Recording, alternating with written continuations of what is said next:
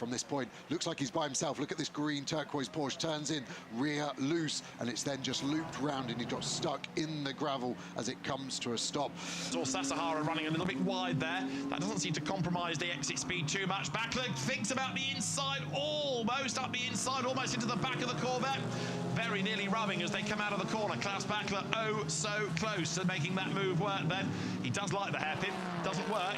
A lap ago, we saw how good he... Angular compared to the rest, it just sort of changes the flow of this track when you get to it. It does. You can make a move into that corner, but if you go side by side through that corner and you go up the hill, you lose all that momentum climbing that hill. That's a huge climb, over 130 feet from the base of that corner to the top of the corkscrew. Absolutely. Leading in the GT3 Pro-Am category right now, back in the 9th spot, Andrew Davis has gone around the number 54 of Tim Pappas. So the number 77, Calvert Dynamics. Of Mühlner Motorsport, and that, I reckon it's Nick squeezing into second position already. In amongst all of these, though, the SP10 cars, which by any other name are the GT4s from the SRO style of racing. GT4 not an FIA category, strictly speaking, but does run regularly in the Stefan Rattel organisation championships. Manuel Lau. 3 hours and 50 minutes to follow, but it was absolutely brilliant. And then it got a little too tight. We had 4 of the SP9 front runners side by side along the Dottinger Her. And unfortunately, the outcome of that was one car hit another, and the car that went spinning was Vincent Kolb, who ended up round the corner, round this super fast kink, facing the oncoming traffic. How he must have not had a breath in his lungs. Horrible moment for Sheldon van der Linde, who had a really quick 99 BMW of Rover Racing this year, but getting tagged for the spend 112 seconds minimum. And look at this racetrack, Greg. It is drying in spots. So now we see the Bentley and the Acura of Cameron has put those BMWs a lap down as they now exit pit lane. So Farfus and Tomczyk will be on the move. They should be a little bit quicker in these conditions. They've got to make up a lap.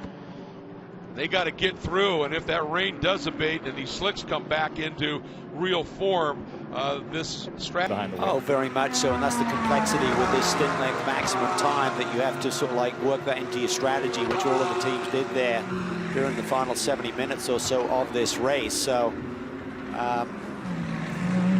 can't just lay your own table here, and you just got to live with it. Fight for third. This is 30 in North. Wide further back, BMW, Mercedes, and Porsche with another BMW waiting in the wings. Somehow they sorted out on the run into turn number 1, or 2 they. They went 3 wide again, and still the Lone Star car, which is scrambling to get back on the lead lap, is embroiled in this battle. Right-hand side, just before Verstappen, there was a moment when I thought that Aston was going to hit the second place car, and Jordan Pepper, just being lapped by the way, in 7th position, had to virtually come to a standstill.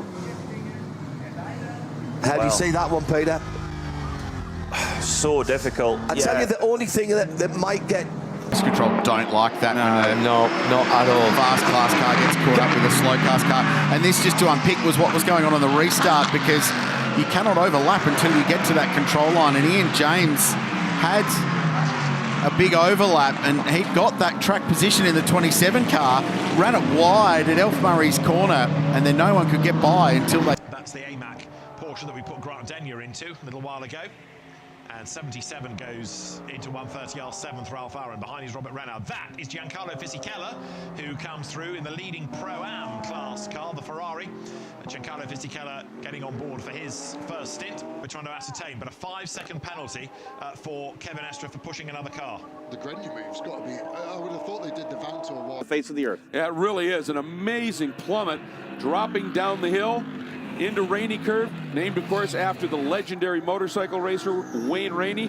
Now down into turn 10, another tricky sequence here. Little bit of banking as you enter, but then as you see, flattens out, and a big wiggle from the Audi, able to settle it down. But again, that's just the level of the race. So long it takes to do the opening stanza, and the BMW trying and outbrake the 48 Porsche into the Yokohama S. No opportunity to get alongside, so Farfus playing the patient game. 133 cars have taken the start. We had 141 on the entry list. We dropped down to 140 early doors, but only ever saw 136. He is not made a pit stop, so he's on slick tyres. And this was the strategy caught by the Sun Energy Group to bring that car in on the formation lap, get him on wets immediately. You've been watching the laps that he's been running, and relative to the other people, the BMWs are a little bit faster, but Conrad doing a nice job. And boy, this is just treacherous. That's Trevor Beck again struggling. I wonder if he's been in the wall, Greg. Oh, yeah, absolutely. That looks like that left rear corner may be damaged. Can't go. He actually seems to be backing it off even further, just slightly. But it's enough for Vantor to eat into that 5-second margin that he's trying to live with. But you can't afford to go. You can't afford to let the ego get in the way. You can't afford to let that overall victory dampen the quest for a championship. Heinrich has backed it down about half a second. There's Sebastian Buus, could be the next one. Reigning Porsche Super Cup champion going back to last season. He's a former GT4 European Series champion as well. And right now, the straight line speed of that Porsche relative to the Corvette looks awfully ominous if you were Patrick Liddy right now. Here comes Buus to the inside. Liddy stays out wide, and Sebastian Buus goes through to take the 6th spot away. That even finishing second on the road is going to be enough to win the 53rd edition of the ADAC Ravenel 24 Hours of the Nürburgring. Still keeping an eye out for a potential change for 4th position, but it seems very unlikely that working its way through the Hohenrhein corner and onto the start-finish straight, it seems unlikely that this will be our winner, even though Kevin Estre takes the checkered flag. It was always 4 in the 25, so here we go. Zalua coming up on Sorensen for the run. This guy, oh no! He's dropped it by himself, and Zalua was collected. How's your look there? Oh my goodness me. The Belmont Racing Audi just caught up in someone else's accident. The damage on the Audi from hitting the wall. We did have pace slacken with that full course yellow. In second place, Maxime Martin. So as I say, 17.089 seconds back last time he crossed the stripe. This is the Mercedes-AMG. It's the pit lane. Otherwise, you're going to have to wriggle through more back markers. That's only going to cost you time. Away goes the Audi. A lot of flame out of the back. Still it. Oh, folks, Peter Cox just spun it. You're seeing that fluid now out both sides of the back of that car, and he just looped it. He's able to continue. But we're starting to think here, Jeff, that something is getting maybe onto those tires right now. Yeah, look at that. I mean, that is substantial, whatever's coming out of the back of that car. Yeah, and you'll eventually run out of fluid, and when you start running out of that fluid, that's when bad things really happen. But he was battling that car, and like you in the Japanese car is, can he actually get the tail enders in Group 2 by about 2 or 3 laps in? A bit of contact in the midfield there as it got very, very crowded into that first chicane. A couple of BMWs couldn't identify them exactly, but hopefully not too much damage caused. It was quite a hit, but they continue on their way. On board with one of 2 Toyota Yaris GR machines. And Arjun Maini might have done an awful lot better. Just as it got dark, illuminating the area around Brunchen was the Christophe Dupre-driven Audi S2.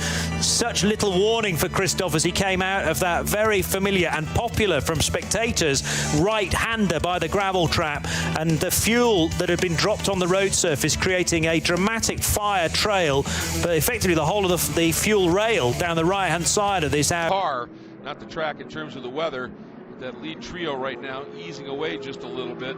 The real key in these conditions, Greg, if you're too careful and you kind of don't really get any energy in the tyres, that kind of rebounds on you because you're not getting the tyre temp to get the grip. Farfus there up and over the curb a little bit. Dane Cameron's car is coming alive. He's gapped Tomczyk here in the second of the BMWs, the white BMW. Imagine for the next 14 minutes. And that might have been an interval that we saw, not at start finish, but the point remains, it is that time at start finish under 5 seconds.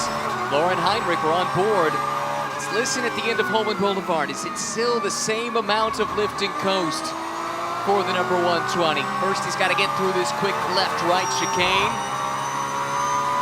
There's some traffic up on the horizon as well. These are the kinds of things where if you don't get those full course yellows like we saw last year, only the one, you lose a bunch of track position like this, you lose a bunch of time like this, it's awfully hard to claw it back. Let's not forget here this little battle. This is for a class position for Bill Oberlin Brunchoxi, they have an outside chance of the championship, but the only way they can do it is to win and hope the others have problems here. And Eng moves that car to the class lead. Here's the Aston coming up to the Dacia. Was there fluid coming out the back of the Dacia? Maybe. So the Dacia was right, it just pulled in front of the Aston. I think there was fluid coming out the back of the Dacia. Yeah. If we get another look at it, it might make it clearer, but my eyes may be deceiving me. It's early in the morning, it's late into a 24-hour race, but I suspect there might be something coming out of the Dacia. Austin, he's had a very good run out of the BMW M elbow, and he's lining up a BMW M car potentially to grab second place away. Brazilian Augusto Farfus, who's been here 4 occasions now, is looking feisty. Here goes Mostert down the inside. This for second position, and the Ferrari takes a step forward. They wriggle their way out of turn 2. Wide goes Picariello onto the dirt. The 2 Porsches are still toe-to-toe. Van der Linde lead. Van Thor is off the road and into his fellow Mark mate. Then the 2 Porsches clatter into each other, and the Porsche stablemates just about survive. That could have been really, really serious on the first lap. He shows they might be racing for Porsche, but they're coming out of different teams. It's every man for himself. But there, Lawrence Van Thor really could have triggered a whole heap of drama for Porsche. Damage as well to the